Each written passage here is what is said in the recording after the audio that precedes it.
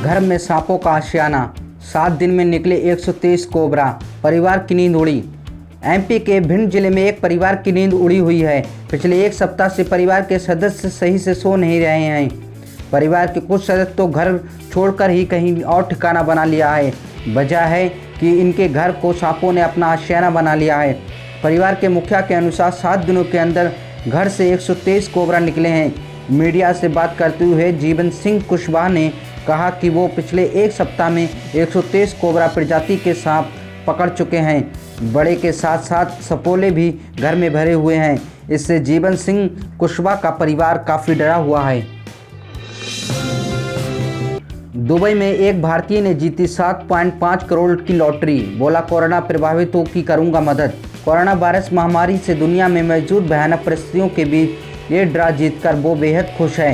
राजन ने कहा, मैं अपनी जीत का एक बड़ा हिस्सा ज़रूरतमंदों की मदद करने के लिए दूंगा। मैं जीत को लेकर बहुत आभारी हूं, लेकिन मैं इसे उन लोगों के साथ साझा करूंगा जिन्हें इसकी अभी बेहद ज़रूरत है।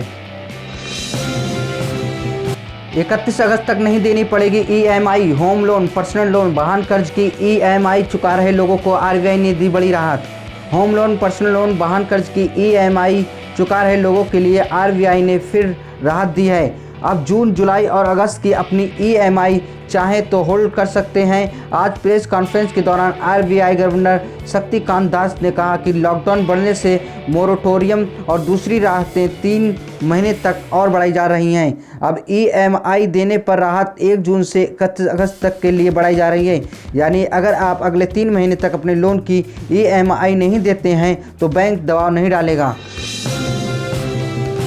पाकिस्तान ने पहली बार बताया पाक अधिकृत कश्मीर को भारत का हिस्सा। पाकिस्तान ने पहली बार पाक अधिकृत कश्मीर को भारत का हिस्सा माना है। कोरोना वायरस को लेकर बनाई गई वेबसाइट में पाकिस्तान ने पूरे कश्मीर को भारत का हिस्सा बताया है। वेबसाइट पर प्रकाशित नक्शे में पाक अधिकृत कश्मीर को सहित पूरे कश्मीर को भारत के हिस्से में दिखाया गया है।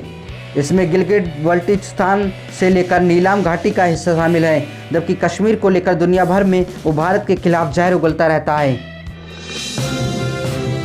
कब्र से सब निकालकर सेक्स की कोशिश में 51 वर्षीय शख्स गिरफ्तार। पुलिस ने असम के धीमाजी जिले में 51 वर्षीय एक शख्स को 14 साल की नाबालिग के शव को कब्र से निकालकर उसके साथ सेक्स की कोशिश के आरोप में गिरफ्तार किया है। उस लड़की की मौत संदेहास्पद स्थिति में हुई थी, जिसके बाद उसके परिवार वालों ने उसे दफना दिया था। 18 मई के गाँव वालों ने आरोपी आकांश साइका को ऐसा करते हुए पकड़ा था। पुण्यतिथि पर पिता को याद कर भावुक हुई प्रियंका। शेयर की राजीव गांधी के साथ ली हुई उनकी अंतिम तस्वीर।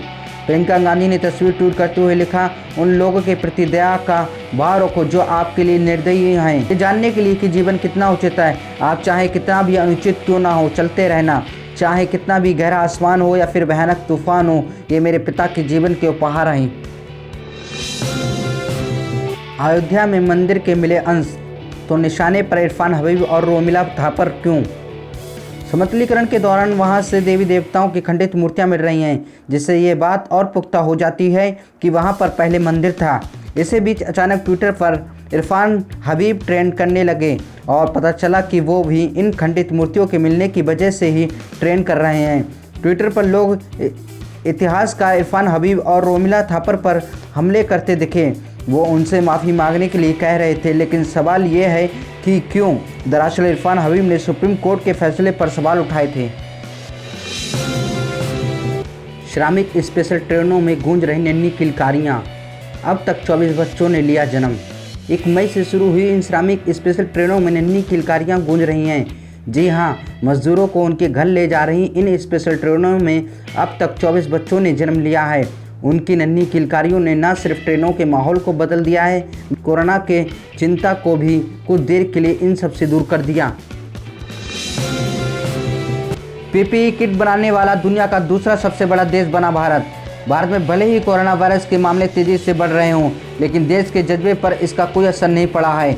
यही कारण है कि अब चीन के बाद भारत दुनिया का दूसरा ऐसा देश बन गया है जहां सबसे ज़्यादा पीपीई किट बनाए जा रहे हैं। खास बात यहाँ यह है कि केवल 2 महीने से भी कम समय के अंदर भारत व्यक्तिगत सुरक्षा परिधान पीपीई का दुनिया का दूसरा सबसे बड़ा विनिर्माता बन गया है। कपड़ा मंत्रालय ने एक बयान में कहा कि सरकार ने पीपीई किट की क्वालिटी और मात्रा दोनों में सुधार करने के लिए कई बड़े कदम उठाए हैं, जिसके कारण भारत 2 महीने से भी कम समय में पीपीई का दूसरा सबसे बड़ा विनिर्माता बन गया है।